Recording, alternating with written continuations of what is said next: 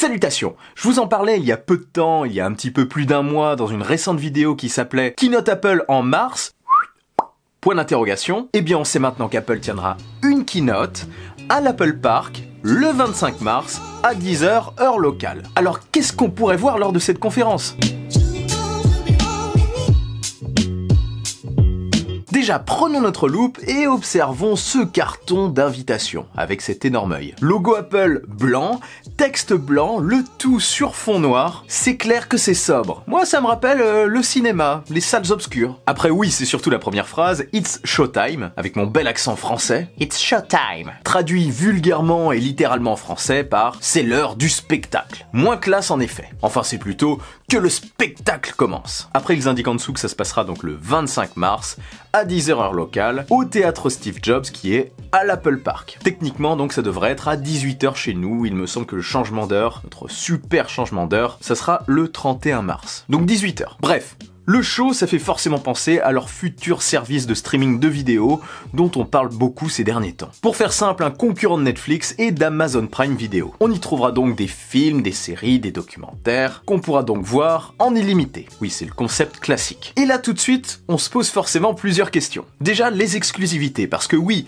les autres ont des exclusivités. Apple va présenter du contenu original, c'est sûr. Des séries, des films, etc. Et certains parlaient même d'un accord qui serait passé avec HBO pour diffuser leur contenu directement dans le service d'Apple. Et là on pense à la diffusion en exclusivité, en plus d'HBO, de Game of Thrones. Et ça serait vraiment un énorme coup pour Apple. On a aussi eu des noms d'invités à la conférence, des noms de personnes connues. On parle notamment de Jennifer Aniston, de Reese Witherspoon, je ne sais absolument pas qui c'est, veuillez me pardonner pour les connaisseurs, de Jennifer Garner, mais aussi de J.J. Abrams. Donc certainement pour présenter du contenu exclusif au service vidéo d'Apple. Quoi qu'il en soit, j'ai vraiment hâte de voir ce qu'ils vont nous proposer comme contenu, comme exclus, etc. Et l'interface aussi m'intrigue fortement. Est-ce qu'on aura quelque chose qui est assez proche de Apple Music, ou alors plus proche de Netflix ou d'Amazon Prime Video? J'espère que ce sera bien propre en tout cas. Et à moins qu'il y ait des fuites, eh bien on découvrira tout ça ensemble le 25 mars. Du côté des tarifs maintenant, à mon avis on devrait être sur quelque chose de relativement proche du tarif mensuel de ce que propose Netflix. Je doute donc que le premier prix soit supérieur à 10€ par mois. Certains évoquaient par contre la possibilité qu'il y ait un rabais pour les possesseurs de produits Apple,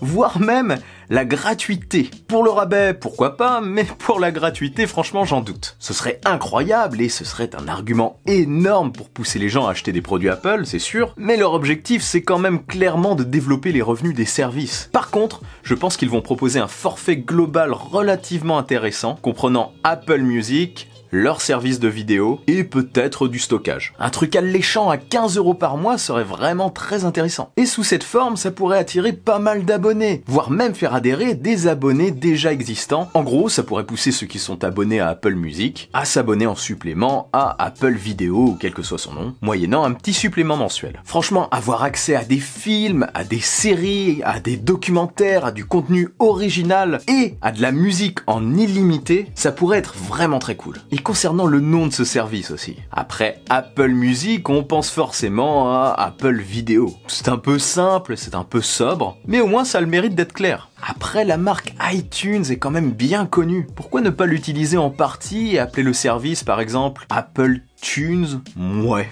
c'est pas terrible. Perso, je préfère Apple Vidéo, au moins c'est clair, net et précis. Mais ce n'est pas tout, il se pourrait aussi que d'autres services soient présentés pendant cette conférence. On parle principalement d'un service d'accès illimité aux magazines et autres offres payantes de la presse. En gros, une sorte de catégorie supplémentaire dans Apple News, qu'on n'a pas encore chez nous, je vous le rappelle. Mais ce n'est pas tout, parce que même si rien ne dit que ce sera pour cette conférence, un service de gaming serait en chantier chez Apple. Encore une fois, il s'agirait d'avoir accès à un gros catalogue de jeux en illimité, moyennant un abonnement mensuel. Google va d'ailleurs en présenter un le 19 mars, là, et du coup ça se tiendrait quand même qu'Apple parle du sien à une date relativement proche de celle de la conférence de Google. Enfin, on verra pour ça, mais ça se tiendrait. Et je vous rappelle que cette info a aussi fait naître la rumeur de l'arrivée d'un nouvel iPod Touch destiné au gaming. Je vous en reparle pas ici dans le détail, je vous en ai déjà parlé dans la précédente vidéo que je vous invite à aller voir si ce n'est pas encore fait. Et sinon, il y a un autre projet de service qui est en chantier chez Apple, c'est celui d'un service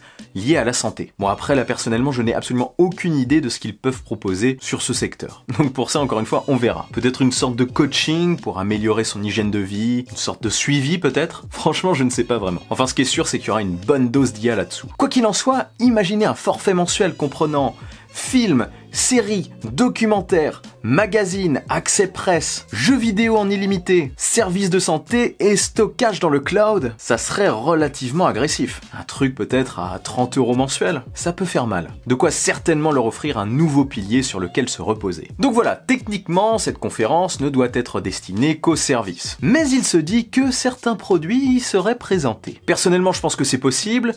Après, il pourrait aussi tout simplement y avoir une mise à jour de certains produits, juste matériel ou avec une petite modification de design, mais après la conférence à travers un simple communiqué de presse. En gros, en dehors de la keynote, pour ne pas trop voler la vedette à la présentation des nouveaux services. Alors que ce soit pendant ou juste après la conférence, il est très probable qu'on ait le droit à une mise à jour de l'iPad classique, donc une version d'iPad 2019, avec des composants améliorés et peut-être un plus grand écran. 10,2 ou 10,5 pouces contre 9,7 actuellement. Je pense que si l'écran est plus grand, ça pourrait plus être 10,5 pouces comme ce qu'on voit sur l'iPad Pro, actuellement toujours vendu en Apple Store. Ça apporterait un petit peu plus de cohérence. Et surtout, ils les ont les dalles. L'iPad mini aussi recevra probablement une mise à jour matérielle uniquement. Et pour moi, les deux modèles conserveront le port Lightning. J'espère me tromper, mais pour différencier cette gamme de la gamme Pro, je pense qu'ils vont faire ça dans un premier temps. En gros, je pense que cette année, l'iPad Pro 2018 conservera l'avantage de l'USB-C. Mais ce n'est pas tout, parce qu'il y a un accessoire qui est aussi très attendu par de nombreuses personnes et qui pourrait être présenté pendant cette conférence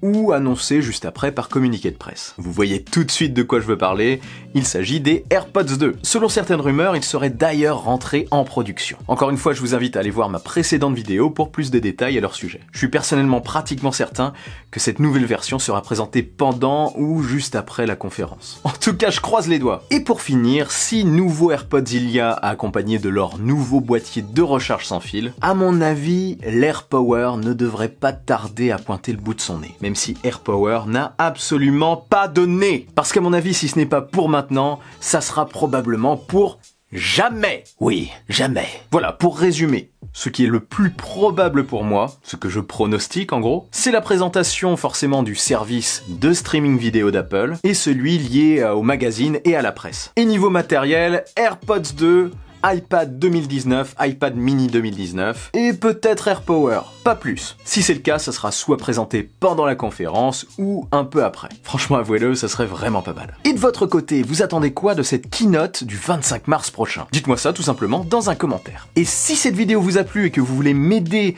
partagez-la sans oublier le bon pouce en l'air qui claque. Pour ne rien louper, abonnez-vous à ma chaîne et activez la petite cloche des notifications. On se retrouve très vite pour une nouvelle vidéo. Vive la technologie, vive le futur. Allez, salut!